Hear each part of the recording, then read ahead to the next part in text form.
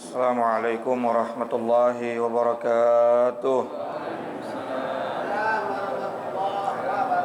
Ya Rabbi bil Mustafa balligh maqasidana waghfir lana ma madha ya wasi'al karami.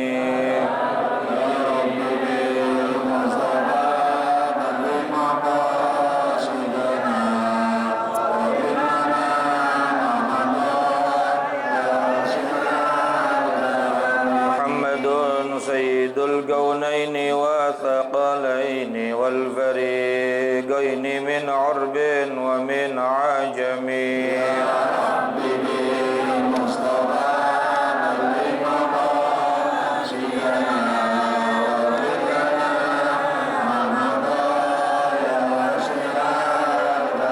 Nabiyuna al-amirun nahi fala ahadun abarra fi qawli la minhu wa la na'ami.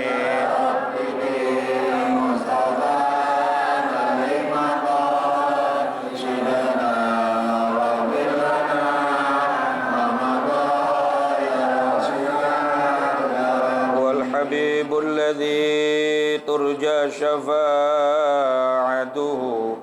لكل هول من الأهوال مقتحم.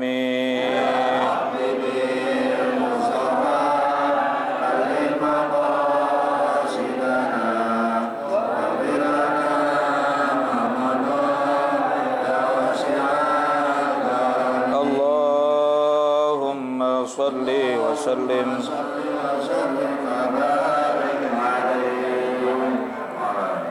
Alhamdulillahi wa kafa wassalatu wassalamu ala ibadihi alladhina istafa wa ala alihi wa sahbihi ahli sidqi wal wafa, amma ba'du.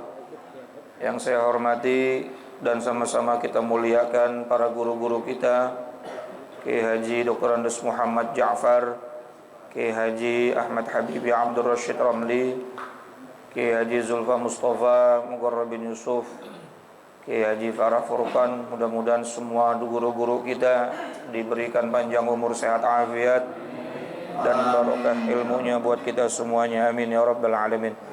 Pengurus Majelis Ta'lim Ukhuwah Islamiyah Bapak Haji Basroin, Ustaz Haji Muhammad Tahir, pengurus Masjid Baitul Abidin Tahirah wa Yakun, dan seluruh para jamaah yang hadir tanpa terkecuali. Mudah-mudahan semuanya mendapatkan rahmat dan kemuliaan dari Allah Subhanahu wa taala. Puji syukur kita panjatkan kehadirat Allah, salawat dan salam semoga tercurah ruah kepada baginda Nabi besar Muhammad sallallahu alaihi wasallam.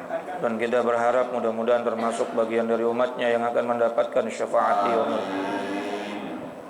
Al-Fatihah bil qabul ila hadratir rasul ala hadhihi niyyah wa ala kulli niyyatin salihah وعلى من وصله الصالح وإلى حضرة النبي المصطفى سيدنا وحبيبنا وشفيعنا ومولانا محمد وعلى آله وزوجه وذريته وآل بيته الكرام، نخص خاصة لحضرة مؤلف الكتاب سيد الإمام زين الدين بن علي الملباري الفناني، سيد الشيخ نواب بن عمر الجوي البندني، وأصولهم وفرعهم وذوي الحقوق عليهم أجمعين، أن الله يعلي درجاتهم في الجنة ويعيد علينا من بركاتهم وأسرارهم وأنوارهم وعلومهم ونفعاتهم في الدين والدنيا والآخرة، وإلى أرواح والدينا وآبائنا وجميع المسلمين والمسلمات والمؤمنين والمؤمنات الأحياء منهم والأموات، وإلى حضرة النبي الفاتحة.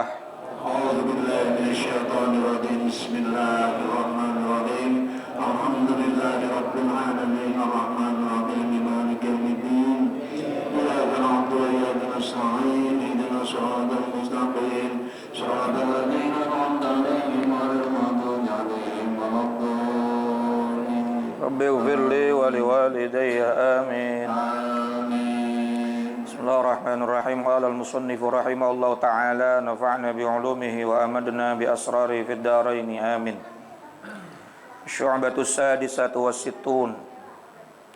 Adapun cabang iman yang ke-66, halaman 73. Al-bu'du adalah menjauhkan diri an kulli mufsidin, dari setiap para perusak, ngejauhin diri dari orang-orang yang hidupnya selalu merusak dalam urusan akidah. Min kafirin, dari golongan orang-orang kafir, wa mubtadi'in, dan orang-orang yang membuat bid'ah, wa may yasduru minhul kabair, dan orang-orang yang senang memperlihatkan dalam kehidupannya perbuatan dosa-dosa besar. Nah, ini 3 perkara, 3 macam jenis orang yang kalau bisa kita nggak deket-deket dah. Bukan berarti benci, awas. Ya.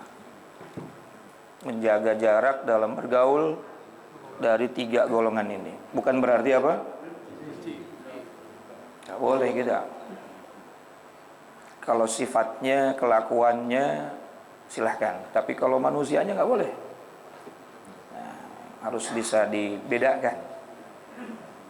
Nabi Muhammad itu sama Abu Lahab cinta, tapi sama kekufurannya benci.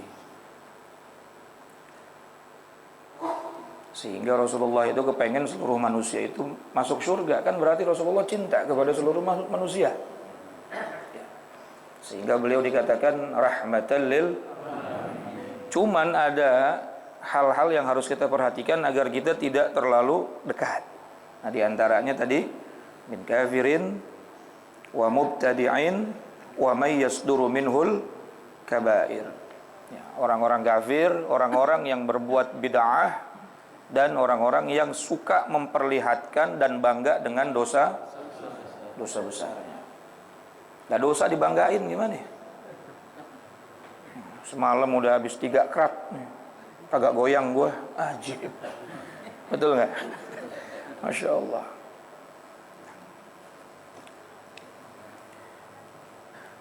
Termasuk juga para pelaku bid'ah. Nah, ini yang jadi sensitif ya, bid'ah. Kalau kita nggak paham, nanti kita akhirnya dibilang atau menuduh orang selalu melakukan bid'ah. Sebelum saya lanjutin, ada catatan sedikit nih. Menurut Imam Syafi'i, al-muhdatsat minal umur dorbani. Bid'ah itu kan segala sesuatu perkara yang baru dalam urusan agama. Tapi kata Imam Syafi'i, perkara yang baru dalam urusan agama itu terbagi menjadi 2 bagian. Ini yang ngomong Imam Syafi'i ini. Ahaduhuma, yang pertama, ma ahdatsa yukhalifu kitaban aw sunnatan aw atharon aw ijma'an fa hadhil bid'ah dolalah. Ketika sesuatu yang baru dalam agama itu yukhalif, berbeda ya dengan sunnah, dengan kitab, dengan Al-Qur'anul Karim, kemudian dengan sunnahnya Rasulullah sallallahu alaihi wasallam, au athar, ataupun atharnya para sahabat, au ijma'an, ataupun ijma' kesepakatan para ulama, fahadhil bid'atu dhalalah, maka ini merupakan perkara baru yang sesat. Enggak ada dasarnya dalam Quran, enggak ada dasarnya dalam sunnah, hadis Nabi. Sunnah itu bukan cuma ucapan ya, kaulan wa fi'lan au iqraran atau takrir. Ucapan, perbuatan, sama persetujuan Nabi. Pada saat Rasulullah masih hidup, Nabi Muhammad nggak ngucapin, nggak melakukan, tapi Nabi setuju. Itu juga termasuk apa? Sunnah. Banyak tuh hal-hal yang Nabi nggak ucapin, Nabi nggak lakuin, tapi Nabi setuju, membiarkan. Banyaklah, nggak usah kita bahas panjang nanti. Awatharon, ataupun nggak ada sumbernya dari atharnya para sahabat. Lalu au ijma'an, tidak ada juga kesepakatan para ulama. Maka jika keluar dari 4 konteks ini, perbuatan yang dikerjain itu namanya bid'ah dhalalah. Ya. Selama ini kita melakukan sesuatu, insya Allah semuanya masuk dalam kategori 4 tadi. Al-Qur'annya ada, sunnahnya ada, ijma'nya juga ada. Ya. Cuma kadang-kadang melakukannya disesuaikan dengan tradisi. Nah, tradisi itu beda dengan ibadah. Paham nggak kira-kira Pak? Kalau mendoakan orang mati itu ibadah bukan? Dalilnya ada nggak? Cuma acaranya itu tradisi, jangan dicampur-campur begitu maksudnya. Mencintai Nabi dengan mengungkapkan diri membaca sholawat, membaca sirahnya, sejarah hidupnya. Ada nggak dalam dalil Quran, hadis, sunnah dan lain sebagainya? Dan ijma atau athar para sahabat? Ada Pak. Cuma caranya atau tradisinya mungkin beda-beda. Itu panjang nih kalau kita bahas tuh ya. Jadi kalau misalnya perbuatan itu masih ada dalilnya dalam Quran, masih ada sandarannya kepada sunnah, masih ada atharnya para sahabat, masih ada ijma kesepakatannya para ulama, maka perkara itu bukan termasuk adapun caranya itu macam-macam, dan cara itu budaya selama tidak bertabrakan dengan syariat juga betul nggak? Misalnya budayanya biasanya kumpul sampai 3 hari, itu jangan dikatakan wajib, jangan dikatakan sunnah, itu budayanya. Tapi doanya, wah kalau mau cari dalilnya seabrak-abrak gitu. Paham nggak kira-kira? Dalam surat Al-Hasyr boleh, gampang banget tuh. Ya. Walladzina ja'u min ba'dihim yaquluna rabbana ighfir lana wa li ikhwanina alladzina sabaquna. Dalam surat As-Saffat ada lagi, fa'lam annahu la ilaha illallah wastaghfir li dzambika walil mu'minina. Wah, sabar-sabar. Ya. Nah itu. Yang kedua kata Imam Syafi'i, wa ma ahdatha minal khair la khilafa fihi liwahidin min hadhihi. Kalau ada perkara yang baru, yang baik dan tidak bertentangan dengan 4 tadi, maka apa kata Imam Syafi'i? Wa hadhihi muhdatsatun ghairu mazmumah. Dan ini perkara yang baru, tidak dicela, alias hasanah, baik. Dan itu sudah mulai ada namanya bid'ah hasanah, bukan dari zaman Imam Syafi'i saja, tetapi dari zamannya Sayyidina Umar ibn Khattab. Sayyidina Abu Bakar As-Siddiq pada saat itu mengumpulkan para sahabat untuk melaksanakan sholat tarawih berjamaah. Ya, Nabi nggak lakukan itu seumur hidup Nabi selama 30 hari berjamaah, apalagi dibatasi rokaatnya sampai sekian rokaat. Tapi di zaman Abu Bakar As-Siddiq, Sayyidina Umar ibn Khattab kasih saran, daripada pada tidur mendingan kumpul lalu melaksanakan sholat Qiyamul Lail, ya, melaksanakan Qiyamul Ramadan untuk menghidupkan malam di bulan Ramadan. Lalu Abu Bakar Siddiq nanya, siapa yang mau jadi imam? Lalu Umar bin Khattab bilang Ubay bin Ka'ab. Lalu berapa rakaatnya? Diijtihadkan oleh beliau 20 rakaat.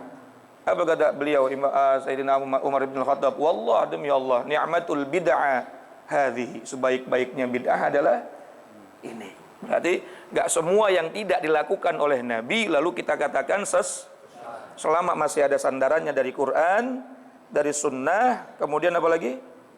Dari atharus sahabah, kemudian ijma' para ulama, maka itu perkara baru yang baik. Bahkan dalam kalimat yang lain, Asy-Syaikh Izzuddin Abdus Salam di dalam maqalahnya, beliau berkata bahwa bid'ah itu bukan cuma lagi terbagi 2, hasanah dan sayyi'ah, dhalalah dan ghairu dhalalah, tetapi ada 5. Ada bid'ah wajib, ada bid'ah sunnah, ada bid'ah makruh, ada bid'ah mubah, bahkan ada bid'ah haram. Tergantung bagaimana korelasinya. Contoh, dulu Al-Quran itu tidak ada titiknya. Bapak bisa baca? Yang ada titik aja seliweran bacanya. Sin sama sya sama, jim sama ha sama. Orang Arab bisa bedain, ya, karena dia memang bahasanya. Dari kalimat sebelumnya atau kalimat sesudahnya dia bisa tahu.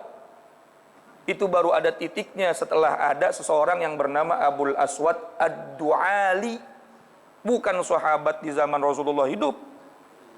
Abul Aswad Ad-Du'ali jauh setelah Rasulullah wafat tuh baru ada yang namanya titik, baru ada yang namanya ilmu nahu. Setelah itu lagi jauh lagi zamannya, Itu namanya bid'ah yang wajib. Kalau kagak, kita mana bisa baca Al-Quran, betul?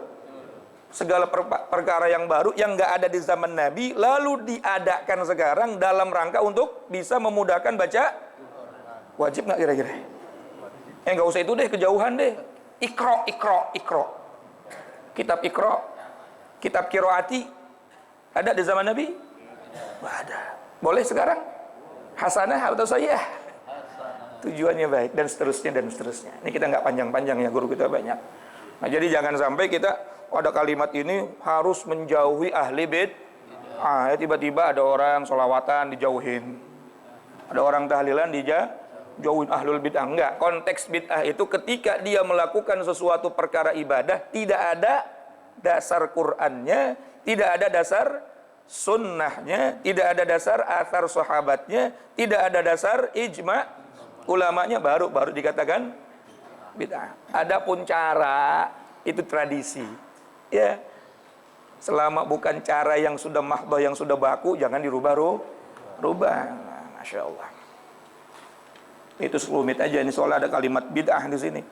Nah, di antara bagian cabang iman wajib menghindari orang-orang ahli bid'ah. Jangan sampai kita salah perspektif dalam urusan memahami apa bid'ah. Wa min dzalikal firaru minal fitani bid-dini. Dan diantara sikap menjauh itu adalah menghindar dari fitnah agama. Tujuan kita menghindar dari 3 orang tadi agar tidak terjadi fitnah agama dalam kehidupan kita. Ya, jauhin atau tidak terlalu dekat dengan orang kafir, takut, khawatir terpengaruh akidah kita. Betul. Menjauhi dari ahli bid'ah yang dolalah tadi itu, yang membuat sesuatu yang baru yang tidak ada dasarnya, Quran, sunnah, ijma', qiyas atau atharus sahabah, supaya agama kita juga tetap terjaga. Itu niatnya, bukan benci sama orangnya, bukan. Ya. Termasuk juga wa may yasduru minhul kabair, menjauh diri dari orang-orang yang suka memperlihatkan dosa besar, supaya juga kita tidak ikut-ikutan untuk melaksanakan dosa besar. Niatnya itu aja. Menjaga diri, menjaga agama, bukan karena Mas, kalau awalnya benci beda, kemana-mana berantakan dah tuh. Tapi karena kita jaga agama kita, ya. Wal hijratu min daril kufri ila daril Islam, bahkan dianjurkan untuk hijrah, pindah kalau memang tempatnya udah nggak kondusif, kanan kiri depan belakang maksiat, udah kagak bisa itu. Yang namanya hidup kita itu tenang. Terpengaruh luar biasa, apalagi ada anak kecil dan lain sebagainya, cari tempat yang lebih aman. Faman lam yaqdir ala izharid din, siapa saja orang yang tidak mampu mensyiarkan agama fi baladihi, di dalam negaranya, bisababil fitani, disebabkan karena fitnah dan cobaan, wajib alaihil hijratu ila baldati yumkinu izharud din, maka bahkan kalimatnya wajib tuh, dia wajib cari tempat lagi yang bisa mensyiarkan agama, yang bisa menegakkan agama. Nah, itu dalam rangka menjaga diri dan menjaga agama. Wa in qadara ala izhari fatarkul hijratu afdal. Tetapi seandainya di tempat yang penuh dengan kemaksiatan itu dia bisa menegakkan agamanya sendiri, bahkan bisa mensyiarkan agamanya sendiri. Misalnya di lokalisasi justru dia bisa bikin TPA. Di lokalisasi justru dia bisa bikin majelis taklim. Fatarkul hijrah afdal. Meninggalkan, pindah lebih baik. Karena dia menjadi cahaya di tempat yang gelap. Bisa dipahamin nggak sampai sini, Pak? Kalau dia mampu, sanggup, bahkan bisa menjadi pengaruh positif buat orang lain, maka tidak hijrah itu lebih baik. Tetapi kalau dia khawatir, ya hijrah, udah cari tempat yang lebih baik. Atau kalau udah nggak bisa hijrah, boro-boro hijrah, kontrakan aja, nunggak mulu. Maka minta perlindungan kepada Allah dalam rangka untuk menjaga agama. Ini kadang-kadang kita ini mintanya perlindungan untuk urusan dunia mulu, tapi urusan agama kita nggak pernah minta. Ya, lanjut dikit lagi. Amma idza qadara 'ala al-quwwati fi baladihi aw al-i'tizal wa kana bihaitsu law hajara la sara mawdi'uhu dar harbin fal iqamatu fihi wajibatun. Adapun apabila ia mampu bertahan di negaranya, dia bisa tinggal di situ di kampungnya, ahlan. Atau ia pergi meninggalkannya sekira ia hijrah, maka daerah tempat tinggalnya akan menjadi tempat peperangan atau menjadi tempat yang lebih hancur lagi, baik dalam urusan maksiat dan lain sebagainya. Maka fal iqamatu fihi wajibatun, menetap di tempat itu hukumnya wajib, bukan lagi afdal lagi, tapi hukumnya apa? Wajib. Ini kalau dia pergi, pengaruhnya justru malah negatif. Kalau dia tinggalin tuh kampung malah nanti urusannya malah tambah runyem, tambah banyak maksiat. Tapi kalau dia ada di situ, minimal ada yang counter, yang cover, yang bisa menjaga tuh kampung biar tetap jadi kampung yang walaupun nggak baik-baik amat tapi ada syiar agamanya. Maka ninggalin kampung itu hukumnya haram. Bahkan dia tetap di situ hukumnya wajib. Kalau memang pertimbangannya kalau dia pergi dari situ, itu kampung tambahan hancur. Ya, jadi hukum ini nggak langsung cuma satu hukum saja. Wajib harus hijrah, enggak. Kalau memang dia mampu memberikan dampak positif, afdol di situ. Tapi kalau dia keluar dari situ justru malah tambah hancur, maka hukumnya haram dia pergi dari situ. Bisa dipahamin kira-kira, Pak? Ya, semua pertimbangannya bukan pribadi, tapi bagaimana maslahat dan mafsadatnya dalam urusan agama. Bukan karena kesel sama RT, bukan. Udah bete sama tetangga di sini, pindah aja deh, kagak, bukan. Tapi kalau saya di sini kagak ada nih TPA, gimana urusan anak-anak, gimana baca Qur'annya? Begitu urusannya. Pemikirannya begitu. Kalau saya di sini kagak ada nih gimana? Bukannya juga sok-sokan, bukan, tapi memang udah dinilai begitu. Maka pertimbangan-pertimbangan seperti itu harus ada dalam setiap kaum muslimin supaya menjadi maslahat dalam lingkungan. Jadi kalau memang dia udah nggak sanggup, dia memang bisa terpengaruh negatif dari hal-hal yang negatif dalam tempatnya, maka hijrah lebih baik. Tapi kalau dia justru sebaliknya menetap lebih baik. Sebaliknya maksudnya apa? Dengan adanya dia, kebaikan-kebaikan bisa ada, ya, walaupun kecil, maka menetap di situ lebih baik. Atau yang terakhir, yang ketiga, kalau dia keluar dari tempat itu justru akan tambah hancur itu tempat. Maksudnya hancur dalam nilai-nilai agama, maka keluarnya hukumnya haram. Lebih baik di sini, bahkan wajib hukumnya menetap di situ. Wa qala Ibnul Immad, Syekh Ibnul Immad berkata, la yanbaghi lil insan al-julus ila fasiqin. Tidak layak bagi seorang manusia, khusus kita yang muslim, al-julus ila fasiqin. Duduk-duduk bersama orang fasik. Fasik itu apa? Orang muslim yang berdosa, yang menzahirkan kemaksiatannya. Li'annahu in salima min musyarakatih fil ithmi lam yaslam minat takhalluqi bi ba'di akhlaqih.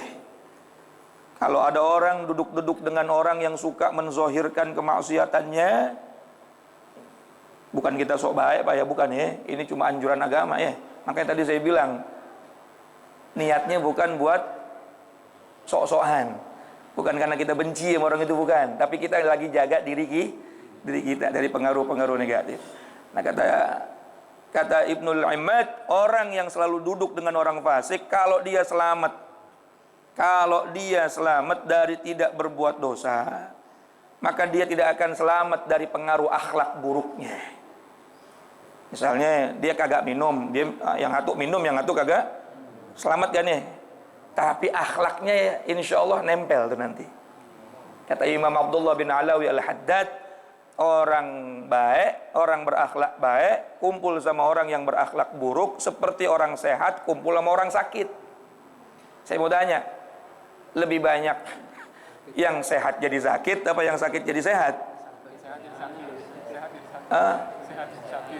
Bapak sehat nih, kumpul aja di ICU atau di tempat orang lagi diisolasi. Itu bapak yang sehat jadi sakit apa yang sakit jadi sehat tuh? Itu perumpamaan dari Abdullah bin Alawi Al-Haddad. Andai kita selamat, kita nggak ngelakuin itu, kita nggak zina, kita nggak minum minuman keras, kita nggak melakukan perbuatan yang dia lakukan, kita nggak lakukan, kita punya komitmen sama diri kita sendiri. Tapi dia pasti nggak selamat dengan akhlaknya. Betul nggak? Tuh orang dikit-dikit ngomongnya jorok, pasti kita bakal ngikutin tuh. Ujung-ujungnya pertama nggak ngomong kebun binatang, cuma dipeleset-pelesetin doang. Jerit-jerit gitu, jerit. Kayak anak-anak sekarang. Lama-lama akan terbiasa dengan kalimat-kalimat itu. Itu seperti mempengaruhi orang yang sehat, orang yang sakit mempengaruhi orang yang sehat. Nah gitu. Fa inat taba' yusraqu 'indal ijtima' min haitsu la yash'urul insan. Karena sesungguhnya sikap kepribadian seseorang dapat dicuri atau terlebur ketika bersatu dalam satu perkumpulan di mana banyak orang yang tidak menyadarinya. Betul nggak? Kalau kumpul sama orang soleh, orang baik, ya, minimal pakaiannya ditiru sama dia tuh, pakai baju koko. Betul nggak? Pakai peci, pakai sarung, betul. Kumpul di majlis-majlis khair, majlis-majlis baik, insya Allah tuh secara nggak langsung berpengaruh dari mulai gaya, pakaian dan lain. Baru itu, belum lagi ucapan dan seterusnya. Begitu pula dalam majlis-majlis yang tidak baik, perkumpulan-perkumpulan yang tidak baik, maka secara nggak sadar akhlak itu melebur kepada orang yang ada di sekitarnya. Dia bisa selamat mungkin dari perbuatan buruknya, tidak ikut-ikutan maksudnya, tetapi bisa jadi dia tidak selamat dari akhlak dan perbuatannya. Baik. Qala Allah Ta'ala, Allah Subhanahu wa taala berfirman dalam Al-Qur'an surat Al-Isra ayat 84, "Qul kullu ya'malu 'ala syakilatih."